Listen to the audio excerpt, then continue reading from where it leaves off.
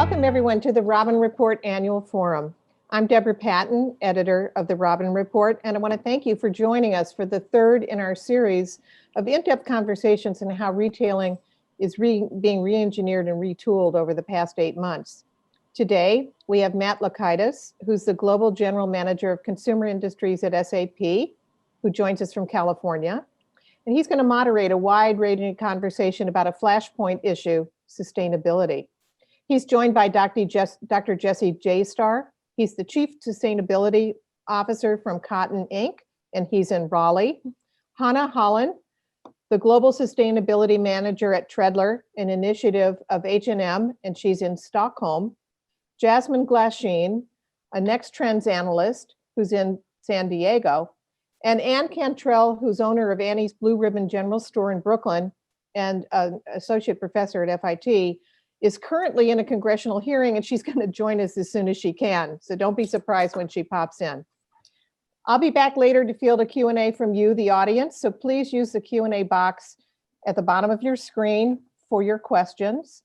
And before I pass it off to Matt, a huge thanks to Intel, who's our collaborative partner, for helping us produce the annual forum. So Matt, the screen is all yours. Wonderful. Thank you, Deborah. Thank you to you and everyone at the Robin Report, and also Intel for sponsoring this as well. We're very pleased to be with you today. I'm joined by an incredible array of experts and panelists, and it's very interesting to note, as Deborah noted in her introduction, this is a topic that is global in nature, and our panelists are global as well. So we're very appreciative of everyone being flexible and engaging on this exciting topic from multiple different time zones. You know, I think that we all live and experience our topic today, which is the role of sustainability in our daily lives, and more importantly, what we can do not only as consumers, do together as a business community and an ecosystem of partners to focus on driving sustainable business models in the right way going forward to have the truest and best impact on the world. I think that we're all very fortunate to have the opportunity to shape this conversation, to shape the outcome of this discussion, and focus on acknowledging new consumer demands. Consumers are much more informed about sustainability. They're much more passionate about it. And there's an opportunity for it to take many different turns. So our panelists really reflect different approaches, different thoughts, different segments of the ecosystem to focus on what can be done and what is being done in sustainability right now.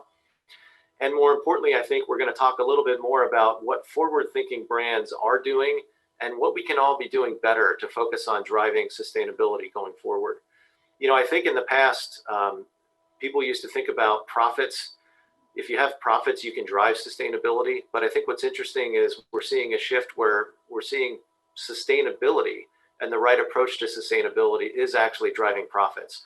And the end result can be that providing transparency and visibility and doing the right thing can help you do good, but also do well as a business by doing good at the same time. So with that, I'm very excited to get into the content and get into the panelists. I'm going to ask everyone to please spend a few seconds introducing yourself, talking a little bit more about your role and what you do, and we'll just go around the horn here. How about we go to Dr. Daystar first? Jessie, how about you? Great. It's a pleasure to be here, everyone. My name is Jessie Daystar, and I lead the sustainability division at Cotton Incorporated. And Cotton Incorporated is here to help the cotton industry, cotton as a material, be more profitable and increase demand for cotton. And that really relates back to sustainability and helping cotton production be more responsible, more sustainable as we move forward. And I've got a background in sustainability and engineering, and that's kind of, I bring the analytical and science to this conversation.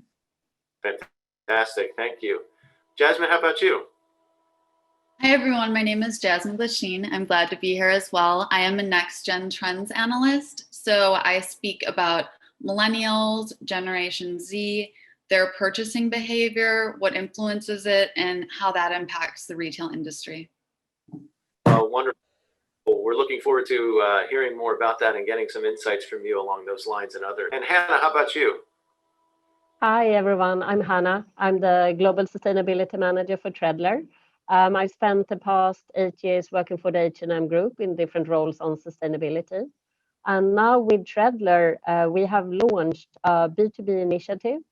So the H&M Group offers through Treadler access to the global supply chain of the H&M Group in order to enable for other companies and brands to leverage the experience, the long-term partnerships, the strategic sustainability work that the H&M Group has in order to help overcome these initial business barriers we know you might be facing when you embark on a more ambitious sustainability journey.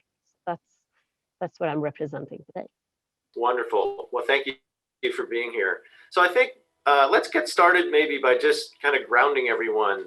Sustainability is one of those things that people talk about a lot, and rightly so, but it also could be dangerous in that many people have different interpretations of what that is, right? Because it has a very broad definition depending upon your organization or even the consumer and their approach to what sustainability is. So can each of you talk a little bit about how you define sustainability in the relationship to what you're currently doing and what you think the impact is on retail and consumer products as well? So let's start with Jessie to get your perspective.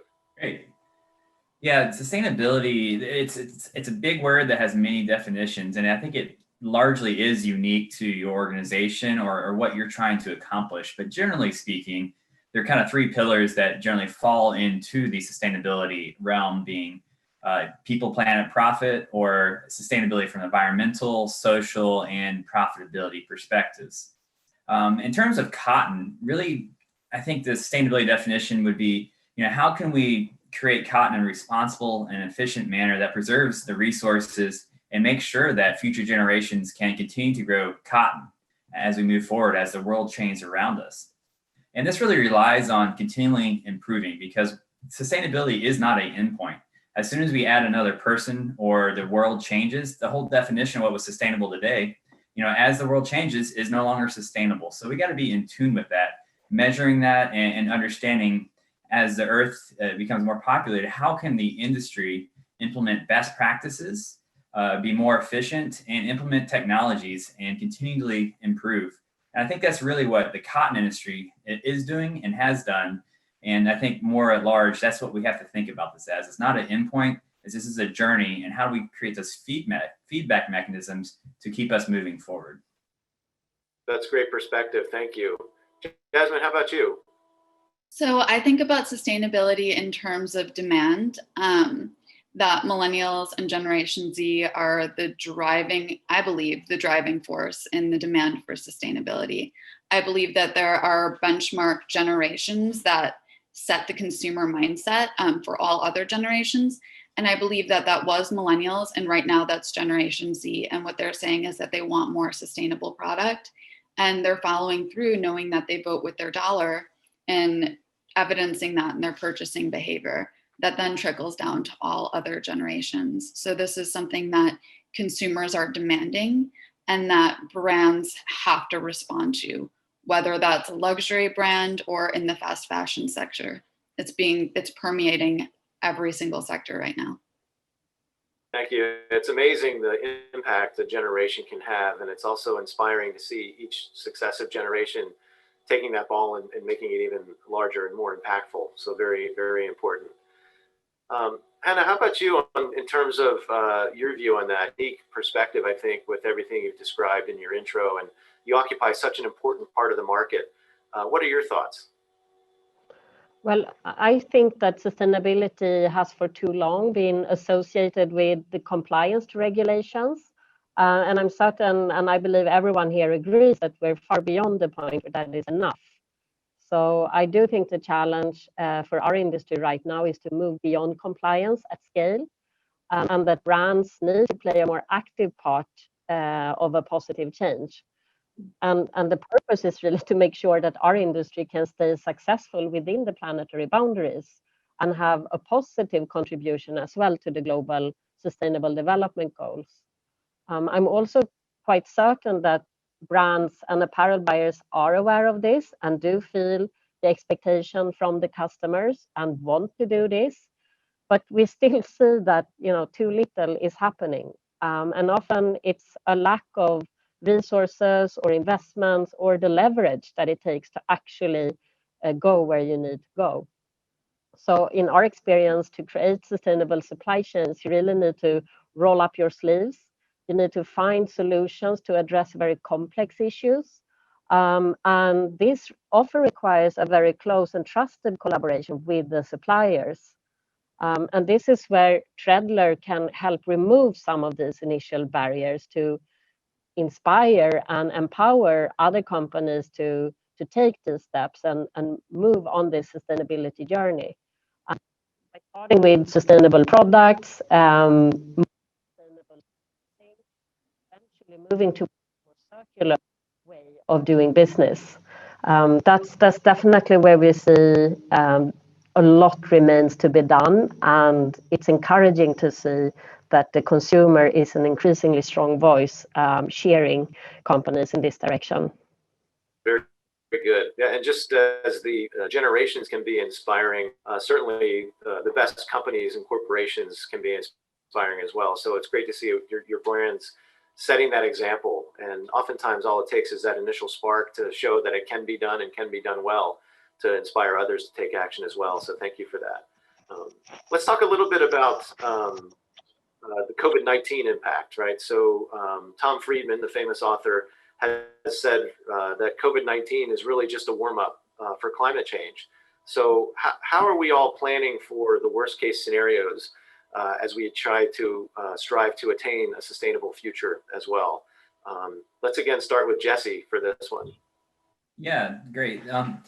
There's a really neat parallel, or maybe scary parallel is a better word, that between climate change and COVID, in that our actions now have dire consequences at some point in the future. And there's not always a real clear feedback mechanism to perhaps inform us in some ways now. We have to rely on science, data, and projections. And while that is challenging in a lot of ways, I think that we do have to use that science and data to inform our decisions and our path forward in today. And unfortunately, we're certainly seeing that in COVID. And another thing too to all this is the way the world works within science and action and reaction. It's going to occur as the science lays it out. So we can't get away from it. So we have to plan for it. And luckily with the cotton industry, we have laid out some very critical programs to help particularly U.S. cotton get better. The U.S. Cotton Trust Protocol recently launched as a way to help U.S. cotton producers be even more sustainable and provide more data to help the supply chain communicate around sustainability. So that's certainly a big role in what we're doing. And then another thing is that cotton itself, as the climate changes, the environment, perhaps water and rain is going to change with that. Luckily, cotton is a drought tolerant crop that can exist in warmer and drier climates. It'll certainly affect how we grow it, but it will be able to exist. And I think it'll be really interesting to see how this unfolds, but we're really preparing, looking into the future with science and data that's going to help us inform how we react to that and how we lead and communicate around climate change and sustainability. Wonderful, great perspective, thank you. Hanna, how about you? Well, I mean, there's a lot we don't know about the future, but I think we can rest assured that our industry will not be long-term successful if we keep overshooting the planetary boundaries and overusing our shared natural resources. So at the same time, we know that a lot of projections show that the need for affordable clothing will continue to grow along with the growing world population. And this is really the paradox we're in, because the fashion industry cannot continue to operate as it has in the past. So we really need to shift our way of working here to be able to stay long-term successful. And really, if I bring some learnings from the H&M Group in how to do this, from us, it's genuine partnerships, it's knowledge sharing and transparency that are some of these key features that we really need to enable and act. So I think that's why H&M Group decided to open up and essentially allow other companies to source in the supply chain, benefiting from those investments in sustainability and clear roadmaps towards, science-based targets and climate positive value chain that is in place. And in terms of collaboration, to really look at it across the industry, to collaborate with our peers, but also with our suppliers that are a key to be part of the solution. So that local presence that H&M Group has, knowing the challenges in each sourcing market, and finding solutions together with other experts where we need to go beyond the industry and look for the ones who really know these issues. So we benefited greatly in the H&M Group and in Treadler from WWF, ILO, and the Global Union Industry All. We have learned a lot, and we've been able to find ways of find solutions to some of these complex issues that benefits both people and the planet. And that's only possible with this genuine will to collaborate, to share knowledge, and to be transparent with each other and eventually with the customers as well, to invite everyone to be part of the journey. That's very, very good insight. I think that sincerity that H&M established to open that up, like you said, is really the first step in doing that. So thank you for that. And I see Anne has joined us. Anne, I'm going to go to Jasmine for her thoughts, and then I'm going to come back to you for you to intro yourself and welcome to the discussion. But Jasmine, how about you? What is your perspective on this area? Sure. So I think about it in terms of eliminating overproduction. The fashion industry has been so well known as a gigantic waste producer. And for so long, brands have been overproducing clothing and reducing prices. And I also think that that's overproduction and the need to reduce prices because of being over inventoried is one of the areas where sustainability really becomes economically feasible. When brands are only producing as much as they need, when they're using analytics to ensure that they're only producing in response to consumer demand and letting consumers drive the demand for products, then that eliminates the issue of being over inventoried and needing to reduce prices down the line. Well, that's great perspective as well. Great, thank you for that. So let's go to Anne. Anne, welcome. Thank you for joining us. I know you just come off a very probably grueling but important session, but please spend a few moments introducing yourself and what you do and your perspective. Yes, well, thank you so much for having me. I was actually just testifying in front of a congressional subcommittee on business interruption insurance. So it was quite intense. Anyway, I am an associate professor in fashion business management at the Fashion Institute of Technology. And I am also an advisor there on the sustainability and ethics minor on campus, which is the fastest growing minor there. I'm also a store owner, which is why I was representing the National Retail Federation today with the congressional hearing. I have a store in Brooklyn, so it's an urban general store, blueribbongeneralstore.com. Check it out. But so I believe in economics, stability, and survivorship, as well as the environmental piece as well. I have my MBA with a concentration in sustainability, and this is just part of who I've become in my life. Wonderful. Well, thank you for joining us. I'm looking forward to getting more insight from you as we go and continue the conversation. Jessie, I want to go back to something you said earlier. You touched on this, and you represent what I'll call kind of the science and analytics part of the conversation. So how have you seen science change or not? And then what kind of challenges does that provide as we look together to work to optimize the solutions going forward? Yeah. Science, by the nature of what it is constantly changing. We learn, we discover, we test, we improve, and create more data to make decisions with. So you're right, it is constantly changing. One tool which is sort of used to really measure how sustainable a product is life cycle assessment. It's a framework, a standardized method, which accounts for things like greenhouse gas emissions, say water use, energy, these types of metrics. And that science is relatively new in terms of when it was created to where we are now. And there's certain aspects of that are certainly changing daily. For example, there's a lot of industry tools out there to help designers and industry use life cycle assessment results, one of which is the Sustainable Apparel Coalition's HIG Index. Just about a week and a half or 2 weeks ago, they actually removed and changed their methods because the science was showing that there's new and different ways and better ways that are more aligned with ISO standard practice around life cycle assessments to look at the results. So this field is certainly changing, and we're actually helping lead some of the change in terms of the science and being able to communicate environmental impacts around our apparel. For example, we're currently looking at a study or conducting a study where we're quantifying the amount of plastic leaking into the environment from our apparel value chain. So that's everything from microfibers off of synthetic clothing or the packaging or what happens to the shirts and garments at the end of life. And taking that information and working towards creating sustainability metrics around that to better understand the environmental impacts of plastics. Because to date, that type of metric and life cycle assessment framework doesn't exist. So while we are pretty good at measuring some things like carbon emissions and energy, there are certain areas that the science needs to evolve and is evolving. And we're really helping move that part of the science forward so we can be more sustainable in the future. Yeah, that's a very important part. I think that the consumers are continually being educated and learning more, but I think people are still shocked to learn some of the raw materials and the input and the resources and just the amount of water that goes into producing some of the clothing that we wear, right?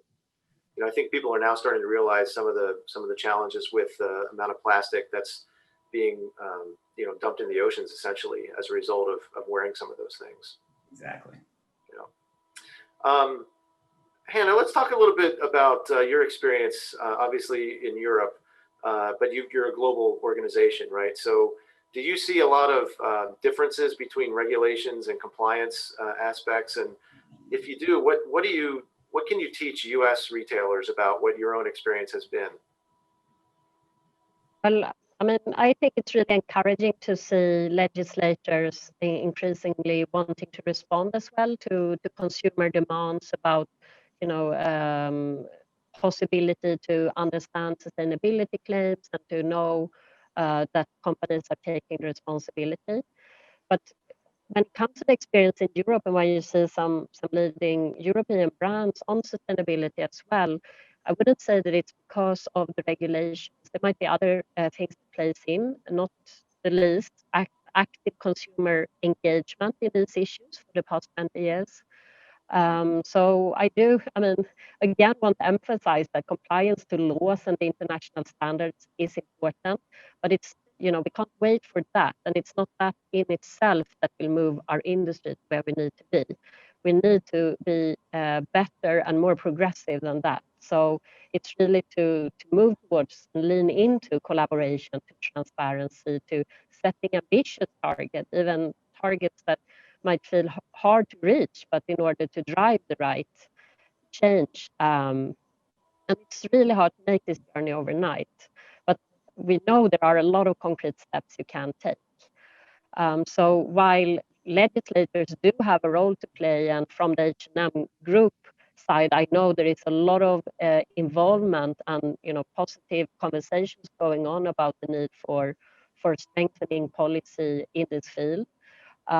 It's still, I think, something that our industry needs to step up to and address head on, so to say. And that's where, we see that Treadler can be part of enabling and lowering the bars in a sense to embark on that journey.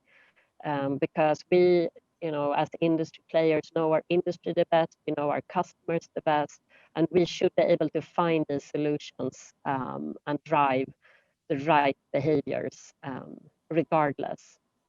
But legislation as such can play a very scaling role, so to say. Right. That's very important. Yeah, absolutely. I think, as Jessie said as well, right? I mean, just knowledge and measuring something to be able to understand it and then use it as a KPI to improve it and share what the possibility is. It's very powerful as well. And Anne, I want to go back to something that you talked about, which is your store in Brooklyn. So talk a little bit about how you view sustainability within the store. Are your customers, asking you about this? Is it important to how you merchandise the solutions and how you approach the set that you have in the store and what you buy and what you bring into the store and what you make available to your customers? Talk a little bit more about what they talk about from a sustainability perspective. Absolutely. We are in Park Slope, Brooklyn, which is actually very liberal and progressive. It has one of the, I think, the oldest food co-op in the country. So people read labels, look for country of origin, ask questions. Are you supporting black makers, small makers, all those kind of things. So actually, I feel like we were very customer driven right from the start. And in fact, if anything, I had to catch up with my customer a little bit. Like I said, we've been open for 13 years, so it's been a journey. And so we do support as many small independent makers as possible. I always say, when people are buying something, I'm like, you're not just supporting one business right now. There's so many other parameters in there. And I want to say, I heard Jessie, and other people talk about the triple bottom line as people, planet, and profit. I love the phrase of, instead of profit so much as prosperity, and the idea that it's not just me or the makers, but it's all of us working together. And especially right now in COVID, when we are seeing so many businesses close, it's more imperative than ever that we support small independent businesses. And when we do well, we all do well. And that's part of the circular economy. It's part of everybody working together to make this work for the future. Very good. And I want to follow up to that with you, Anne, around how do you actually enforce, if you will, that what you're buying in the supply chain actually comports with your own sustainability standards? Yes, well, I to be fair, not everything in our store is as vetted as I would like it to be. We have been really lucky through resources such as FAIRE, F-A-I-R-E. People are familiar. It's a place to, it's become a real online wholesale marketplace, and it's really replaced a lot of the trade shows that we used to go to, but you can learn a lot about the maker there. It's almost like we used to do a lot of Etsy wholesale, so it's almost like that version of it, and you can communicate directly with the makers and find out a little bit more about their supply chain. I still think, just as in fashion, which I speak about with my students all the time, they say that less than, more than 75% of brands can't trace their supply chain. So, this is something that we really need to dive in and do more of in the future. Absolutely. Very good. Jessie, what about you? How is your organization helping on this topic? Which topic is that? Sorry. Just around helping the supply chain meet, the certification and the sustainability standards. Yes, definitely. Sorry. Cotton Incorporated is really helping develop the science and working with industry to vet the different technologies.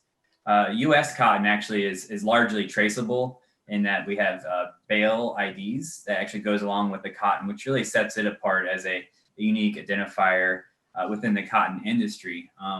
But when the industry creates these goals, perhaps to source more sustainable cotton or preferred fiber, it's put out there to the world, and generally the investors and consumers will hold them responsible. And some organizations, such as the Textile Exchange, they're creating these reports that actually benchmark to see how to get the industry report on what they're sourcing and their goals, and to kind of hold them accountable, which I think has been a good mechanism for change. And we're really aligned with the Textile Exchange and how do we report, and also what's included in that preferred fiber list. The U.S. Cotton Trust Protocol this past year was actually recently accepted within that list. So it's all about how do we make the change to move towards not necessarily the best, but where are you now, and how can you get to the next level and keep on following that ladder to a more sustainable production and product. So, we can't let the best option get in way of the next best option that we can do right now. So that's something that I think is really important to look at. Aspirational goals, we got to have them, but also we got to have a roadmap to get there, and clear stepping stones that follow science and actual practices. And on the cotton grower side, it's really hard sometimes. We know what might be most sustainable on the farm, but really getting them to open their minds to it and sharing some risk and helping move the industry. It's a challenge, that communication and really the change of how things are actually done on the field. That is a really big challenge. Interesting. I want to pivot now the conversation a little bit over to Jasmine. So you talked earlier about representing the next generation, right? And how real is this consumer demand for sustainable business practices, right? Is it? I have my own opinion on it. I'd be curious to see what the research shows and what your experience is. But it's a permanent paradigm shift, or is it a trend that they'll get focused on something else? Yeah, I mean, I think that we can see that it's a paradigm shift, and I think that that's only been exacerbated by COVID. So what we've seen is consumers have had time where they're not working, they're not constantly, or they're working less, they're not constantly in the fray, to kind of review where they're voting with their dollar. And there's also been a lot of social justice movements coming up around the same time with Black Lives Matter as well, where people have really had time to reflect and see how where they're spending is shaping the world. And this is particularly true with next gens, because the reality is the sustainability of business practices now are influencing the world that they're going to live in. This is going to be their reality. This is going to be their adulthood. So we see a lot more passion about sustainability and willing to make life choices and fiscal decisions that prioritize sustainability from the next generation. Because it's not a pipe dream, it's not an abstract thought. We're seeing it now with COVID. We're seeing how something that happened around the world can have tangible and devastating impact for everybody on the planet. So the idea of interconnectedness is no longer a theory. This is a reality that we're living in. And Gen Z is seeing those tangible impacts now. Very good. Yeah, very insightful. Let's talk a little bit more about how do we actually measure success within each of our organizations. So we talked earlier about the definition of sustainability might be a little bit fluid depending upon your perspective. And I think also, to a certain extent, the measure of success and what really achieves success could be different. So let's talk a little bit about how we actually measure what the success of sustainable practices are. Skeptics would say that it costs more to be sustainable, but others would say it not only saves money, but it leads to more money, right? You can actually be more profitable and participatory and prosperous, in Anne's word, as well. So how are we incentivizing companies or ecosystems to take this more seriously? And Hanna, let's start with you and get your perspective on this.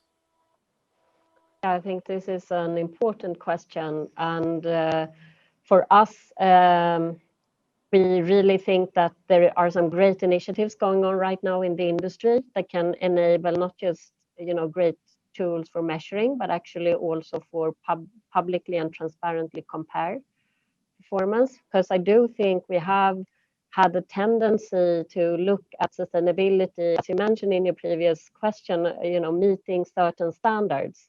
I think that is the mind shift we need to see, and that H&M Group has worked a lot as well to actually reward continuous progress, to never settle, and to empower the supply chain by promoting this kind of supplier ownership, self-reliance, and where transparency is key. So we must also dare to see the truth. We must not ask for compliance if it's not the real data we are looking at. So to have transparent and accurate and real data, even if it's painful to see the reality sometimes, that's where you need to start in order to progress. And the Higg Index facility tools, we believe, is the best we have today in our industry. The whole suite of self-assessment tools that the supplier can report on environmental as well as social and labor performance, management systems, and where you can capture some leading practices as well. To see continuous improvement in these kind of tools and be able to transparently benchmark your performance to others as well is really what we see our industry has lacked previously. So the H&M Group has as well a supplier relations management system where the grading on sustainability is also key for the business development of a supplier. So there is an inherent incentive to perform on sustainability, because it will define as well how long-term commitments and how large volumes you will get by the H&M Group. And that has been in place for about 10 years.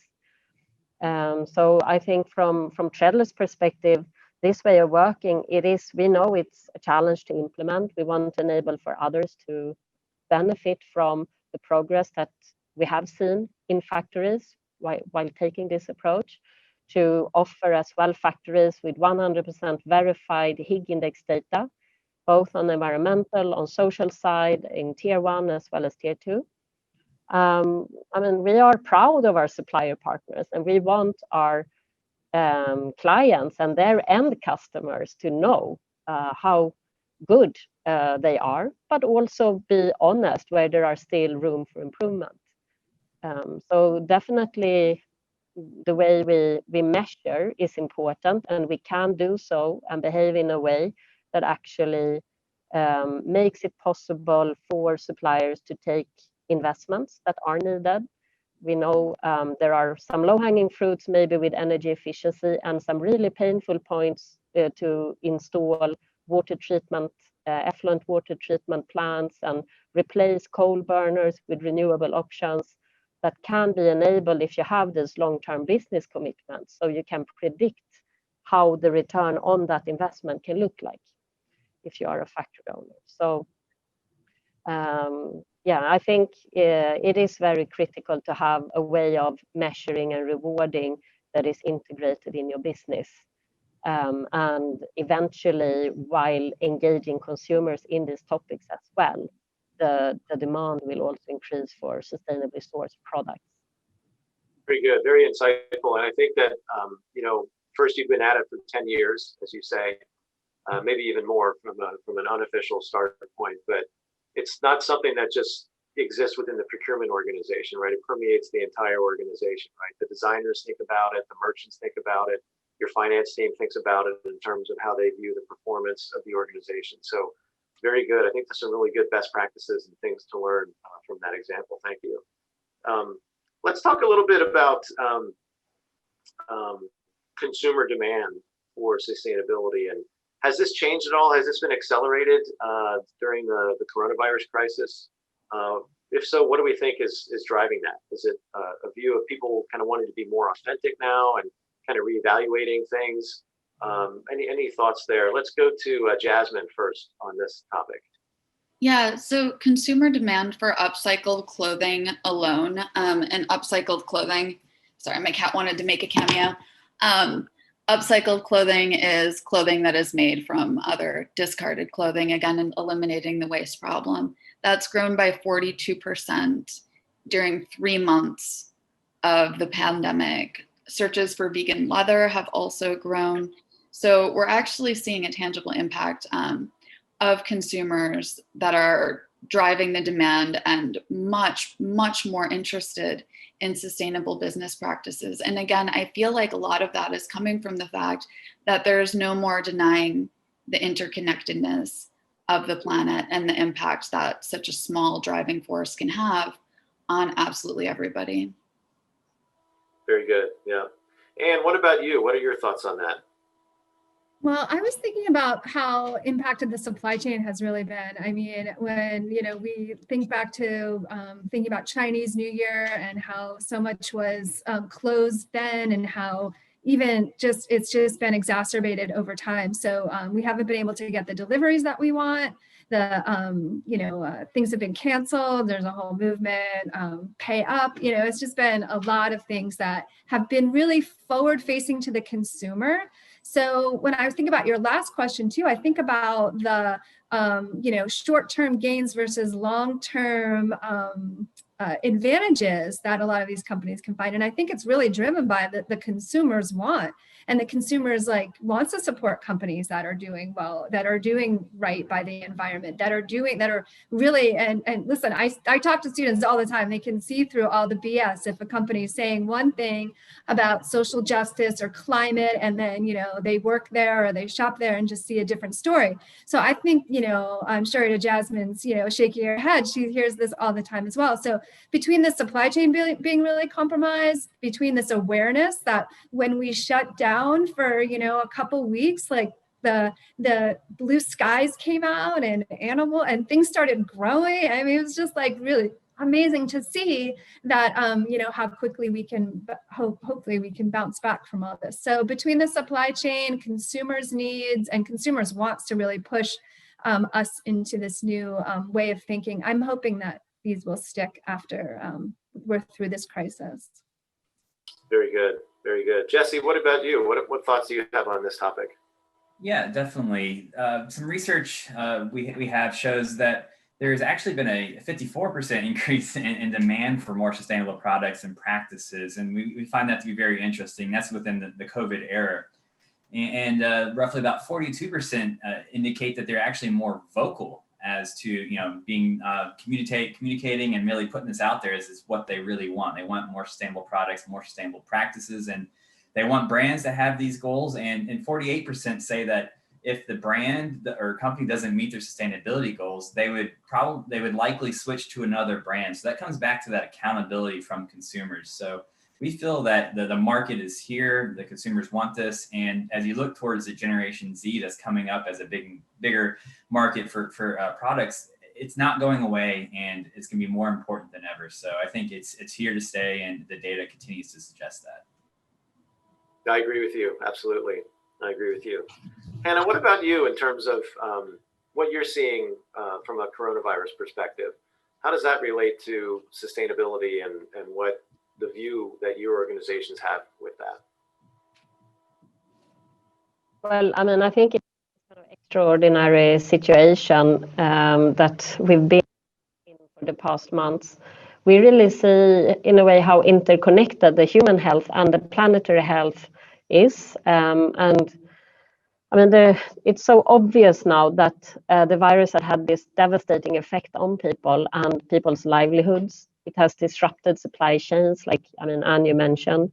It has deepened inequalities. And this, in the light of knowing that we continue to face a global climate emergency that will have irreversible effects for people and all the natural systems, I think it's still like a profound insight, at least for me personally, that how interconnected we are.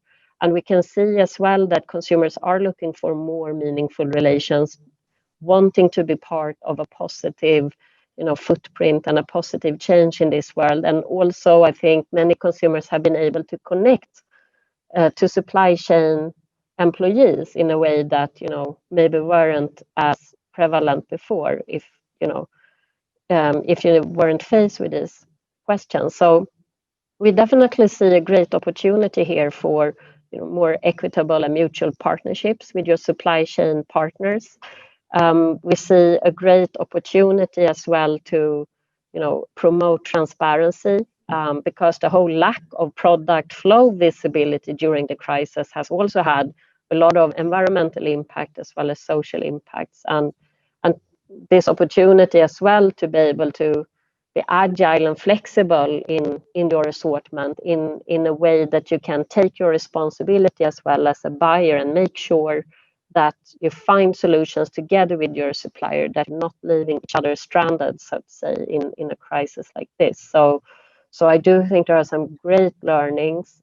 We definitely see from dialogue with a lot of brands in the industry that, you know, these have had positive, this has spurred positive changes that, you know, were needed, but, you know, got speeded up at this point.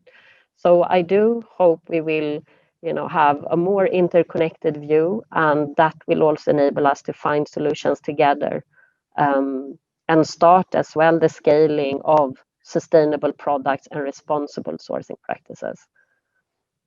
Absolutely. Yeah, that makes complete sense. And I want to go back to something you talked about earlier with your work with students. So as an educator, how do you actually teach this topic of sustainability? And I imagine you must change it constantly based upon the latest and greatest examples or different advances in technology or analytics or the science behind it. But give us a little perspective on that and what students are asking for in that part of the dynamic.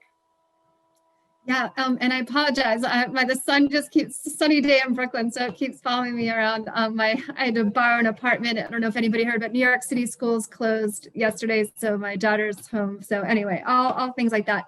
I will say it is definitely my most high maintenance class. The one I teach specifically is sustainability and fashion merchandising, and it's an upper area elective for students in their junior and senior year, although I'm really gratified to say that it is now going to be a required class for next fall. So everybody in fashion business management in our School of Business and Technology will be taking it.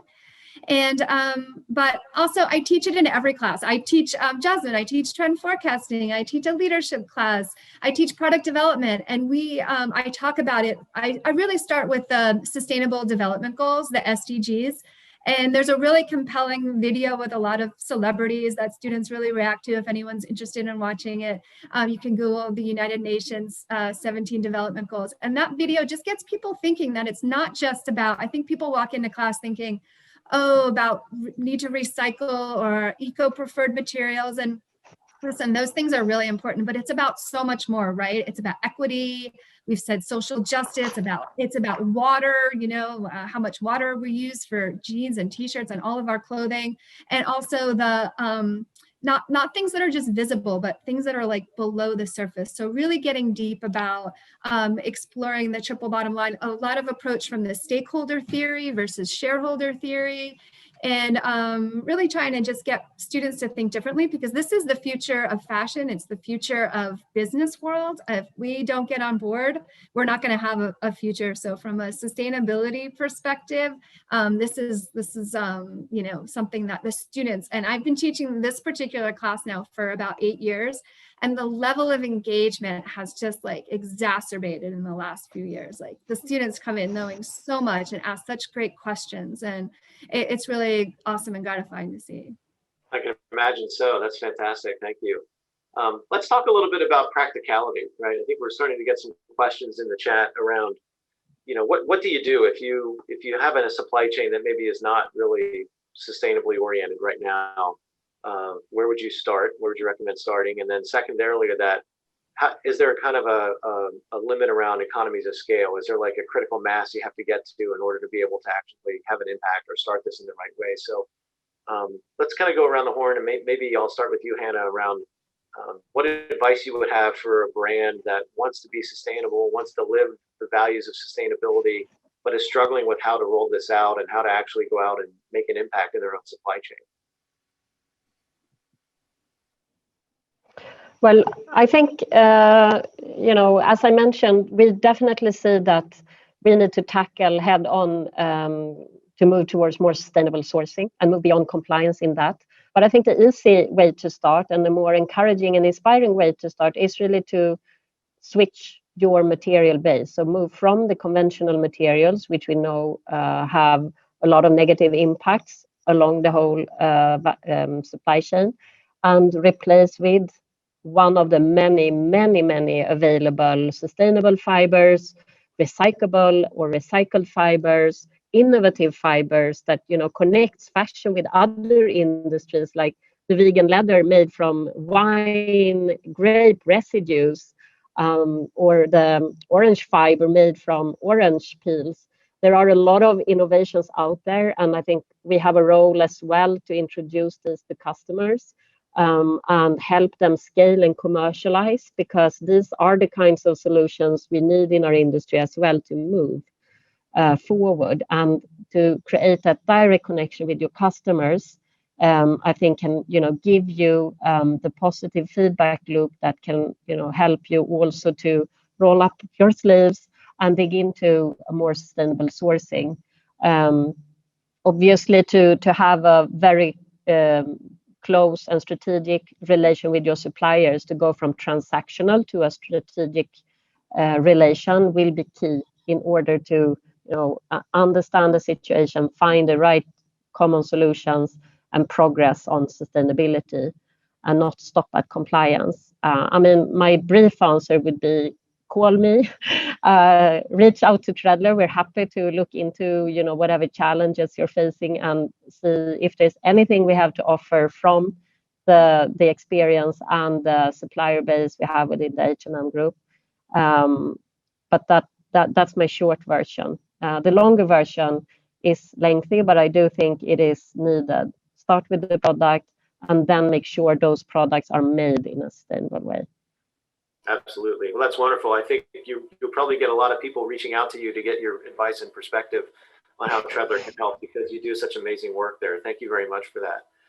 Jessie, let's get your perspective here. You work with so many of the leading brands, right, on this. What advice would you have for someone that wants to get started?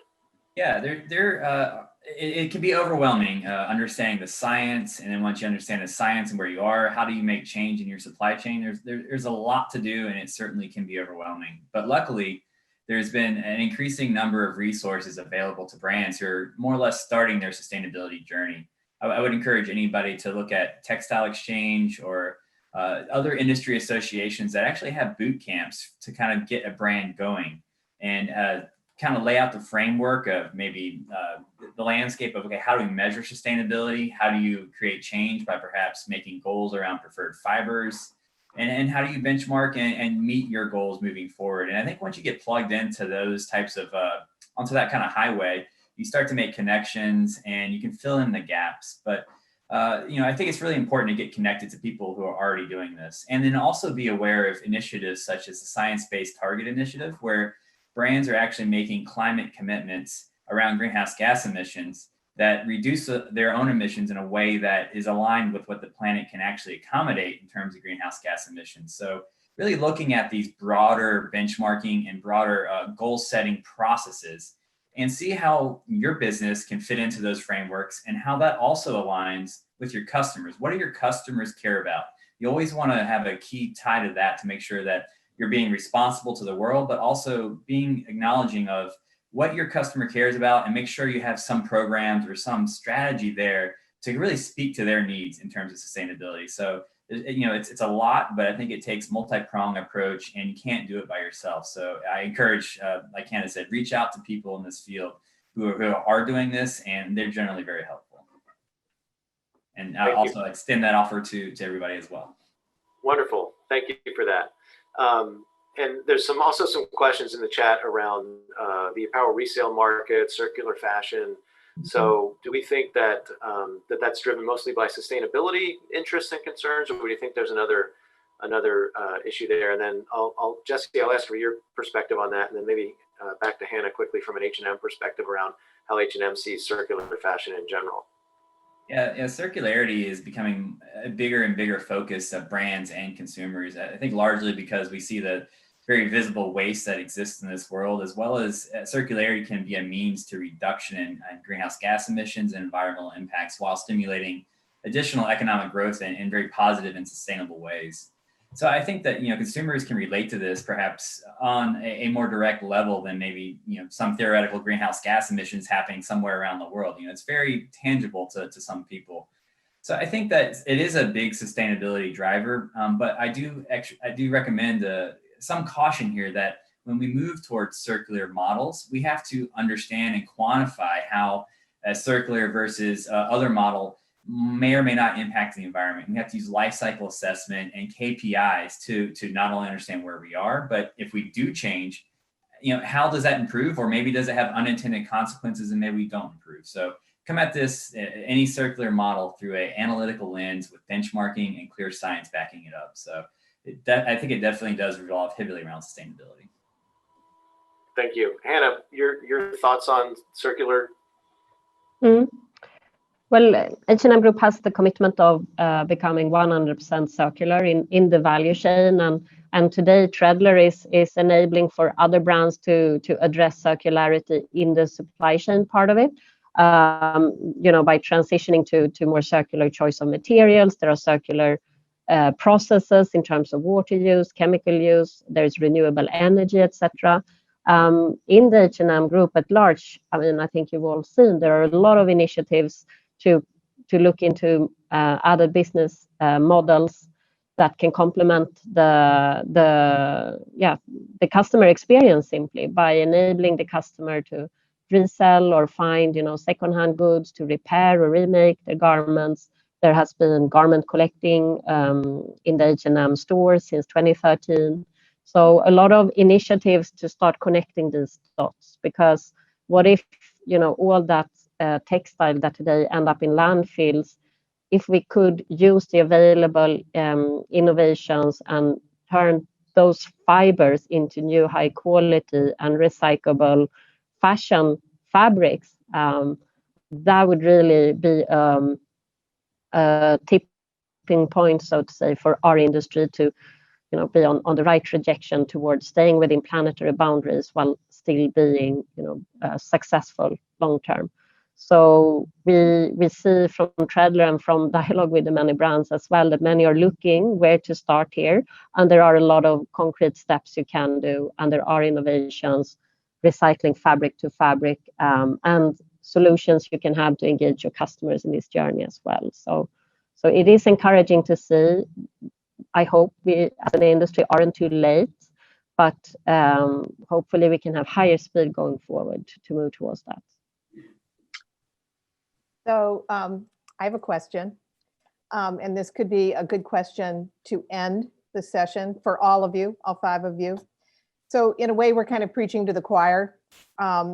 So what advice do you have, or what would you say to the climate deniers, to the retailers who just don't get it, to the manufacturers who don't understand any of this? How do you transform people's thinking? How do you change all of this into thinking about the consequences of sustainability? And each one of you, including Matt, speak to that or tell us what you think. Jasmine, do you want to start? Yes. All right. So first off, I would say launch a sustainable product. We're talking about vegan leather. There's some great cork materials for vegan leather out there, and actually measure the ROI of that, because sustainability and marketing are not mutually exclusive. They should work together. Sustainable products are the products that consumers are going to get excited about.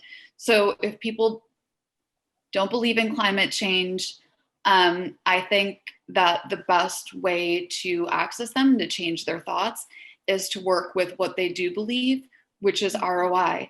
And this is why we have, this is why consumers are driving demand. And this is why I find Next Gen so exciting, because they're refusing to spend in the way that prior generations did. So I would say look to ROI.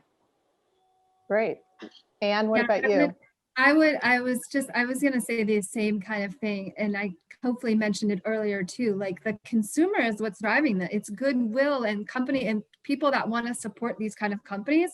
And so, and when we see, like when Nike had their sweatshop issue and their business fell by 67%, like these are things that are tangible markers that if their companies can't get on board now, we were seeing it with some fast fashion retailers that have gone bankrupt. It's like, that's not what the customer is responding to right now. And so it's a matter of survival.